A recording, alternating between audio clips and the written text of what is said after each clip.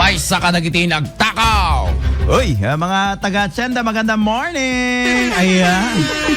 Lipasin me deta chismis yo apo, dating aldaw. Dating na may sakadagiti nagtakaw. So aduda iti tsendaan, iti syudad tilawag, ket amon ti PNP.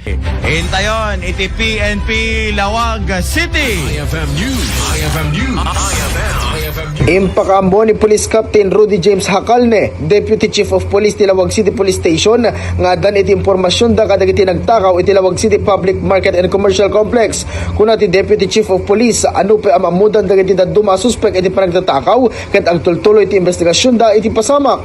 Balaag ti hepe akasapulan ang may report nga umuna dagiti kakastoy a krimen ken liklikan iti agpost nga umuna tapno iti kasta ket makemegda nga insigida dagiti suspek. May naig iti daytoy ket ginutigot naman yan dagiti kakailyan iti syudad Tilawag ano kas bilang ada dagiti kakastoy nga insidente ket agtawag da iti 911. Your programa ni PNP sir nga dial 911 5 minutes response po. So the adalang ruti police tayo dyan sir ket apay tadi da pala report di police. Impost na pa lang di social media. Siyempre kanyami man lang ti pagbagsakan na di ay.